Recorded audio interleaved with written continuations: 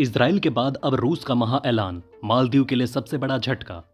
हिंद महासागर में रूस की एंट्री से कांपने लगा मालदीव। मालदीव को चीन के करीब जाना महंगा पड़ेगा, अमेरिका भी करने वाला है इलाज। दोस्तों, हिंद महासागर में रूस की एंट्री ने सारा खेल पलटा। अब मुइज़ू के चीन से जुड़े सभी अरमानों पर फिर जाएगा पानी।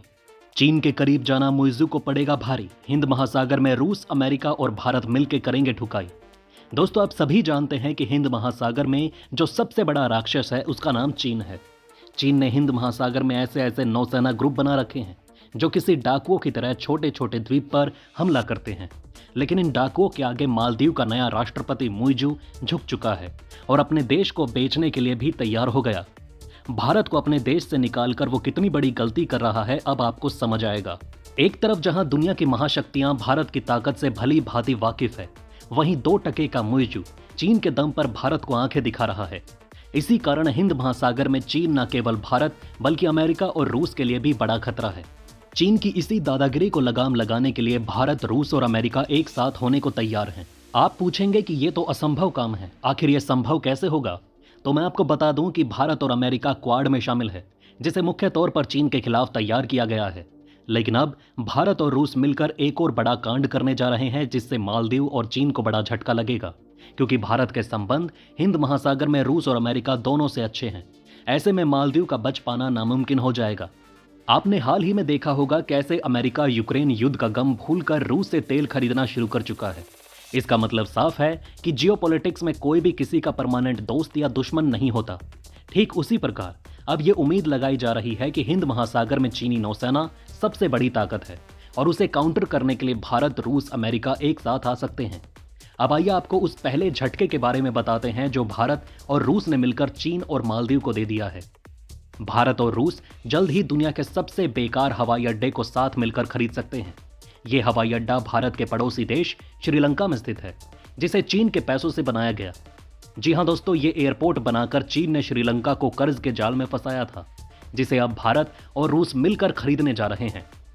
कुछ ऐसा ही हाल आजकल एक नेपाली एयरपोर्ट का है, जिसे चीन ने भयानक कर्ज देकर जबरदस्ती बनवा दिया। लेकिन वहां साल में 1 से 2 ही फ्लाइट उतरते हैं। ये नेपाली एयरपोर्ट अपना बिजली बिल भरने के भी काबिल नहीं बचा। ठीक उसी प्रकार जब चीनी प्रोजेक्ट और कर्ज के कारण मालदीव तबाह होने लगेगा तो वो भारत को ही कॉल करेगा।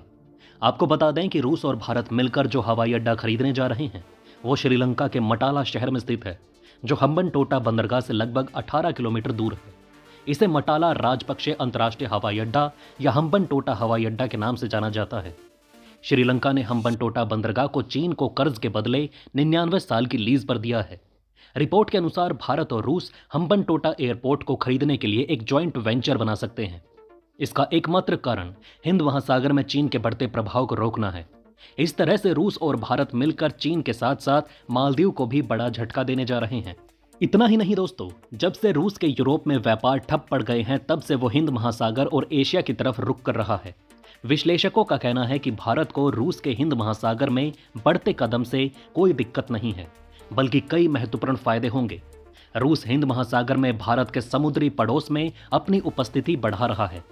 भारत चाहता है कि रूस इंडो पैसिफिक में और ज्यादा सक्रिय भूमिका निभाए, क्योंकि यह नई दिल्ली के बड़े रणनीतिक लक्ष्यों के मुताबिक है, जिसे वो बहुध्रुवीय वैश्विक व्यवस्था कहता है। नई दिल्ली का मानना है कि एक बहुध्रुवीय एशिया, एक बहुध्रुवीय दुनिया के निर्माण की कुंजी है।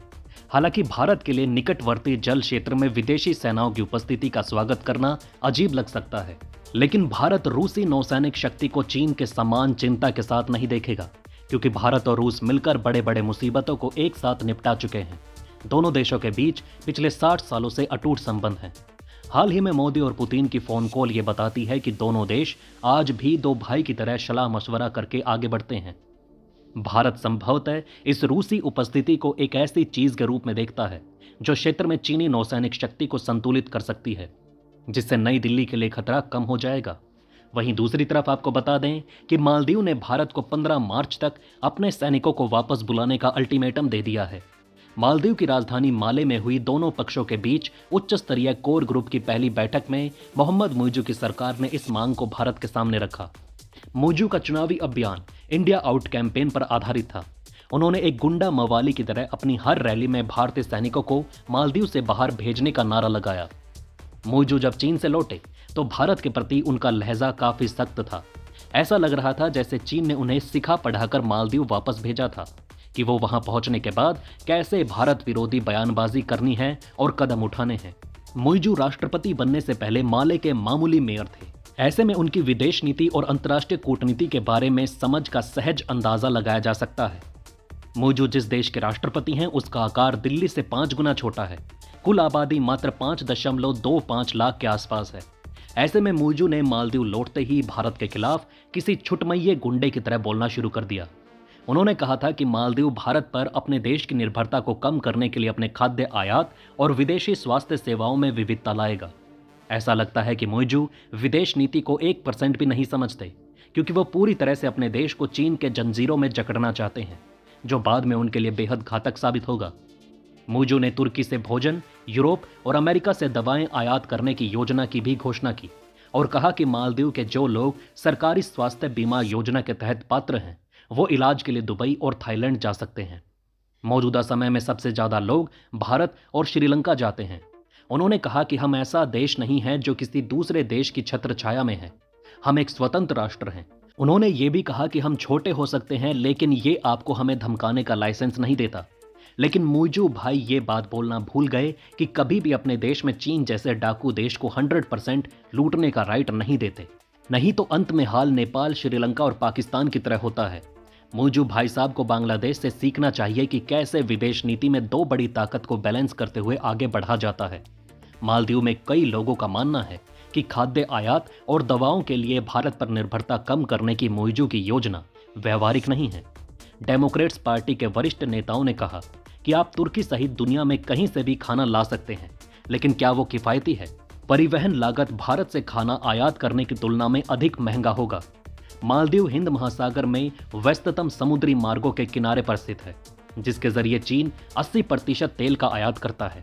अब बेल्ट एंड रोड इनिशिएटिव में मालदीव को शामिल करके चीन पाकिस्तान की तरह उसे कर्ज के जाल में फंसाना चाहता है। विश्व बैंक के आंकड़ों के अनुसार मालदीव के पास चीन का 1.37 अरब डॉलर का कर्ज है, जो उसके कुल कर्ज का 20% है। चीन ने 1972 में राजनयिक संबंध स्थापित करने के बाद से मालदीव के विकास में सहायता प्रदान की। चीन की BRI द्विपक्षीय संबंधों को एक नए स्तर पर ले गई। मालदीव के राष्ट्रपति मोहम्मद मुइजू के चीन प्रेम ने उन्हें अपने ही देश के हितों का भस्मासुर बना दिया है। अब दोस्तों, इस पूरे टॉपिक पर आपका क्या कहना है कमेंट करके जरूर बताएं। आप अगली वीडियो किस टॉपिक पर देखना चाहते हैं हमें नीचे कमेंट करके अवश्य बताइएगा। वीडियो में अंत तक हमारा साथ देने के लिए धन्यवाद। नमस्कार।